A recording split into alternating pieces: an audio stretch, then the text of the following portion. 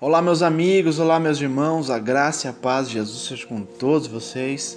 Graças ao bom Deus, nós estamos aqui mais um momento na presença de nosso Deus, podendo desfrutar da sua santa palavra. Amém? Nós estaremos lendo neste momento Lucas de número 5 e olha que a palavra de Deus nos diz. Certo dia, Jesus estava perto do lago de Genezaré e uma multidão o comprimia de todos os lados para ouvir a palavra de Deus.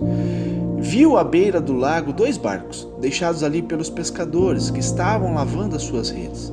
Entrou num dos barcos que pertencia a Simão, que era Pedro, e pediu-lhe que afastasse um pouco da praia. Então sentou-se e do barco ensinava o povo. Tendo acabado de falar, disse a Simão: vá para onde as águas são mais fundas, e a todos lancem as redes para a pesca. Simão respondeu: mestre, esforçamos a noite inteira e não pegamos nada, mas porque és tu quem está dizendo isto, vou lançar as redes. Quando o fizeram, pegaram tal quantidade de peixe que as redes começaram a rasgar-se. Então fizeram sinais aos seus companheiros do outro barco para que viessem ajudá-lo. E eles vieram e encheram ambos os barcos a ponto de quase começarem a afundar. Quando Simão Pedro viu isso, prostrou-se aos pés de Jesus e disse: afasta-te de mim, Senhor, porque sou um homem pecador. Pois ele e todos os seus companheiros estavam perplexos com a pesca que haviam feito. Como também Tiago e João, os filhos de Zebedeu, sócios de Simão. Então Jesus disse a Simão: não tenha medo, de agora em diante vocês serão pescadores de homens. Eles então arrastaram seus barcos para a praia e deixaram tudo e o seguiram. Estando Jesus numa das cidades, passou um homem coberto de lepra. Quando viu a Jesus, prostrou-se com o rosto em terra e rogou-lhe: se quiseres, pode purificar-me. Jesus estendeu a mão e tocou nele, dizendo: quero, seja purificado. E imediatamente a lepra o deixou. Então Jesus lhe ordenou: não conte isso a ninguém, mas vá mostrar-se ao sacerdote e ofereça pela purificação os sacrifícios que Moisés ordenou, para que sirva de testemunho. Todavia, as notícias a respeito dele se espalhavam ainda mais, de forma que multidões vinham para ouvi-lo e para serem curadas de suas doenças. Mas Jesus retirava-se para lugares solitários e orava. Certo dia, quando ele ensinava, estavam sentados ali fariseus e mestres da lei, procedentes de todos os povoados da Galiléia, da Judéia e de Jerusalém.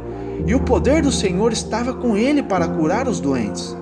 Vieram alguns homens trazendo um paralítico numa maca e tentaram fazê-lo entrar na casa, para colocá-lo diante de Jesus. Não conseguindo fazer isso por causa da multidão, subiram ao terraço e o baixaram em sua maca, através de uma abertura, até o meio da multidão, bem em frente de Jesus.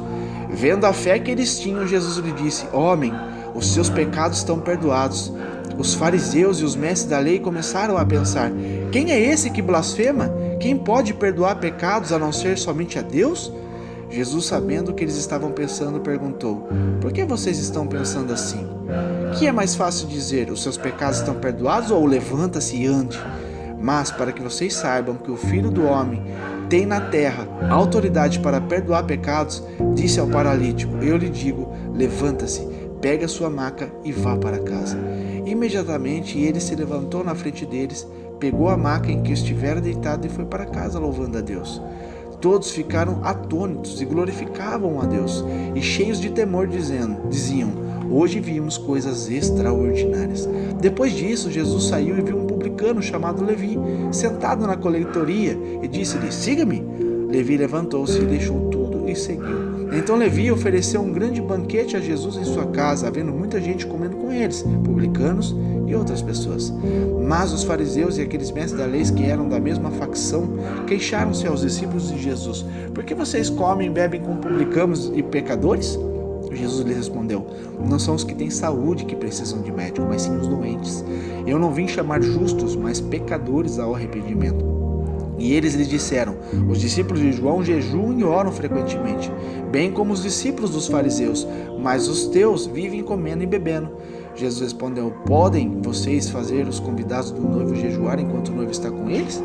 Mas virão dias quando o noivo lhes será tirado, naqueles dias jejuarão. Então lhe contou esta parábola: ninguém tira remendo de roupa nova e costura em roupa velha. Se o fizer, estragará a roupa nova, além de que o remendo da nova não se ajustará à velha. E ninguém põe vinho novo em vasilhas de couro velhas.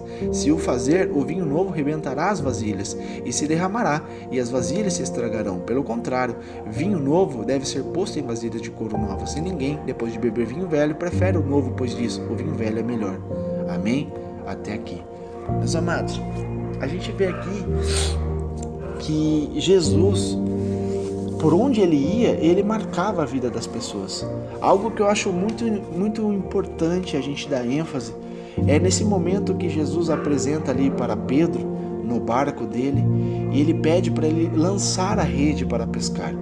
Jesus sabia da frustração deles, sabia que eles tinham passado a noite toda pescando e nada havia pego. E nesse momento, o Senhor coloca a fé deles em ação. Ele fala diretamente para Pedro: lance a rede. E Pedro, ao questionar e dizer: mestre, a gente passou a noite toda pescando, mas pela tua palavra, pelo Senhor está dizendo para nós fazermos isso, eu farei. E quando ele lança a rede, a palavra de Deus fala que eles quase se afundam, eles quase racham o barco de tanto peixe que haviam pego. Quando Deus diz algo para mim e para você, meus amados, que nós devemos fazer, nós não devemos duvidar, nós devemos crer no coração sem dúvida, entender que para Deus agir ao nosso favor, para Deus fazer algo ao nosso favor, Ele não depende de circunstâncias, Ele não depende de governo, Ele não depende de nada, pois Ele é dono de tudo. Ele pode fazer o que Ele bem entender a nosso respeito. Então, Pedro aqui, ele não duvidou, ele entendeu que havia autoridade em Jesus. Por mais que ele não conhecia de início ali, mas sabia que ele era alguém importante, alguém com poder, alguém com autoridade do Senhor, de Deus. Então ele foi obediente. Amém? Então, meus amados, essa palavra aqui, a gente vê de início ao fim dela, que em todo o tempo que Jesus estava ali ensinando as pessoas, aqueles que tinham ouvidos e ouviam e descia para o coração e obedecia com a mente, todos eles tinha a vida restaurada, tinham a vida transformada, porque era a palavra viva, a palavra de transformação que Jesus ensinava. Aqueles que podiam ser curados, libertos e também ouvissem os ensinamentos do Mestre, eles eram totalmente completos. Por isso que Jesus, muitas das vezes, em suas caminhadas, ele questionava as pessoas: vocês estão atrás de mim por causa dos milagres, dos benefícios, das multiplicações do peixe e do pão? Ou vocês estão atrás de mim pelo que eu sou, pela palavra que está saindo de minha boca? Entende? Então, quando nós entendemos que, em primeiro lugar, nós devemos ter os ensinamentos de Cristo para conserto de nossas vidas, e posterior a isso, sim, Ele vai trazer um milagre sobre nós, Ele vai trazer a cura, Ele vai trazer a transformação, Ele vai trazer uma porta de trabalho aberta, Ele vai. Eu não tenho dúvida disso, porque Deus cuida de nós. Amém? E outra parte que eu acho muito importante, que nós devemos ter isso como conduta, aqui no 16 diz: mas Jesus retirava-se para lugares solitários e orava. Quantas das vezes Jesus se separou dos seus discípulos ou da multidão que o comprimia para ele ter um íntimo com Deus? Eu e você, meus amados, para termos condições de continuar nossa caminhada, nós devemos ter um particular com o Pai. É necessário termos uma vida de devoção e de oração ao nosso Deus. Jesus mesmo, ele fazia isso o tempo todo. Ele completava a missão sobre um lugar, ele falava da palavra, ele curava os enfermos, expulsava os espíritos imundos. Posterior a isso, ele ia lá novamente ter um particular com Deus. Ele ia lá renovar as suas forças, ele ia conversar com o Pai, pedir direção para o Espírito Santo. Nós devemos o tempo todo, meus amados, ter como conduta, nós termos um particular com Deus. E não precisa de misticismo para isso, basta você dobrar teu joelho, sabe, ser sincero, ser íntegro, se arrepender do mal, se arrepender de alguma coisa que você fez no dia a dia, alguma coisa intencional, uma coisa que você lembra ou uma coisa que foi espontânea, que você não se recorda, tudo, meus amados, nós temos que ter uma vida de santidade. Lembra Jó, quando ele participava das festas dos filhos, posterior ao término da festa, ele sempre ia lá, ele, em solitário, ele ia ter um particular com Deus e ele ia sacrificar holocaustos para cobrir os pecados, possíveis pecados dos seus filhos, para que não viesse a mão pesada de Deus sobre eles. Então é uma vida de santidade. Nós devemos sim, meus amados, ter uma vida de santidade com Deus. É a única coisa que nos faz vencer, é a única coisa que nos faz ser íntimos de Deus, é ter essa vida de oração, de devoção. Amém? Então a gente vê que, mais uma vez, ali onde Jesus estava numa casa ensinando, estava rodeado de multidão, não tinha como passar as pessoas para entrar até onde Jesus estava, e eles precisavam levar um paralítico até Jesus para curá-lo. E o que eles fizeram? Eles rodearam a casa, eles subiram sobre o teto, eles tiraram as telhas e desceram aquele homem por uma corda até a presença de Jesus. E Jesus, ao avistar aquilo, ficou impressionado pela força de vontade deles, pela fé deles, para que aquele homem fosse curado. Entende? Você viu o amor dos irmãos para com aquele homem paralítico? Você viu a bondade em querer ajudar? Sabe? O dispor das pessoas para ajudar. Essas coisas que nós temos que ter dentro de nós. Sabe? Temos que parar de querer ficar apunhalando as pessoas, criticando as pessoas, colocando os defeitos das pessoas em evidência. Nós temos que, meus amados, ser como Jesus. Algo que eu estava comentando ontem é muito prático, muito fácil a gente entender o que nós devemos fazer. Basta simplesmente colocar Jesus na situação. O que Jesus faria? Jesus falaria mal de alguém? Jesus ficaria focando sobre uma pessoa?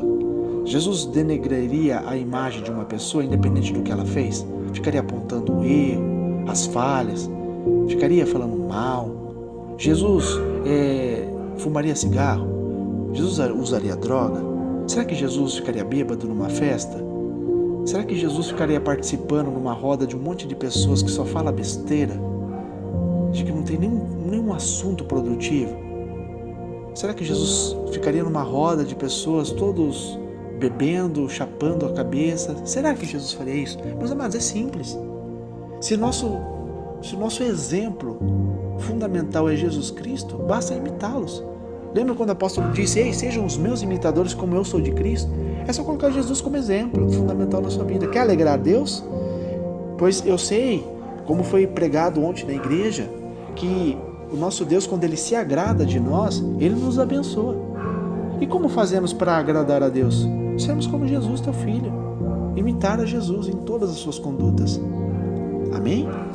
Então Jesus ficou impressionado, ficou feliz da motivação daquelas pessoas para trazer aquele paralítico. E aquele paralítico foi curado. Amém? Então todos os esforços que você está fazendo perante Deus vai ter recompensa. Nunca deixe a maldade e a mentira entrar na sua mente que você está perdendo tempo, que não vai valer a pena. Nunca deixe isso ser concretizado no teu coração, meu amigo. Nunca. Porque Deus, Ele não falha. Deus, Ele é fiel em tudo que Ele faz. E se Ele te prometeu alguma coisa, você tenha fé que Ele vai cumprir. E se você quer algo da parte de Deus, busque. Continue buscando, não desista. Porque a persistência com Deus gera um milagre. Amém? Eu creio nessas coisas porque eu vivo essas coisas. Eu vivo o que eu estou falando. Sabe, não é fácil, eu sei que não é fácil. Muitas das vezes a gente fica desanimado, decepcionado. Muitas das vezes a gente fica triste por uma coisa que aconteceu ou por algo que nós estamos esperando há tanto tempo. Mas, meus amados, se nós lemos a palavra de Deus e nós vemos os grandes milagres de Deus, não foram instantâneos. Quase nenhum deles foram instantâneos na vida dos profetas, na vida dos grandes reis. Deus prometia alguma coisa, às vezes levava anos, às vezes levava décadas, entende? Mas cumpria. Então, entenda que tudo que você está pedindo, semeando na palavra de Deus, Deus vai cumprir. Basta simplesmente você não desanimar, basta você não desacreditar, porque quando você deixa o desacreditar entrar em ti, a dúvida entrar em ti, esquece. Você perdeu a tua fé, você perdeu a vitória, você perdeu a conquista. Entenda isso. Quando a gente crê, tem fé, sem duvidar no coração, certamente Deus vai fazer um milagre a teu respeito. Às vezes Ele até se surpreende. Aquilo que você pede, Ele entrega mais. Porque o nosso Deus fala na sua palavra claramente. Se um pai terreno sabe dar boas coisas aos seus filhos, quanto mais eu que sou Deus, eu que sou o Pai eterno, eu que sou o Criador de todas as coisas, não serei dar coisas boas? Qual é o pai que um filho pede um doce, um peixe, o pai dá uma serpente, um pedaço de pau, né? Então, vocês pais que são maus, ele fala isso, maus, são ruins, sabem dar coisas boas aos seus filhos? Imagina eu. Basta simplesmente pedir, basta simplesmente se prostrar aos pés do Senhor. Amém? Essa é a fórmula, é se prostrar ao Senhor, é reconhecer que Ele é soberano, é ter, humildade de se prostrar aos pés do Senhor e clamar pelo aquilo que você necessita, aquilo que você deseja. Eu creio que pedindo, com sabedoria, Deus vai nos dar. Às vezes a gente pede mal, a palavra de Deus nos diz, muitas vezes vocês não ganham o que pedem porque vocês pedem mal. O que é pedir mal? É pedir aquilo que contraria a vontade de Deus. Se Deus tem algo maravilhoso para você e você pede algo que é contra aquilo que Deus quer fazer na tua vida, você acha que Ele vai te dar? Não, porque Ele sabe que vai fazer mal para ti. Então saiba pedir, tenha discernimento do que você pede para Deus e certamente Deus vai te dar. Amém? Essa é a palavra de Deus ao seu coração. Eu creio que te trouxe uma bênção, uma sabedoria e que você possa meditar dia e noite na palavra de Deus. Eu creio que tudo vai bem na tua vida. Amém? Que Deus te abençoe, meu irmão.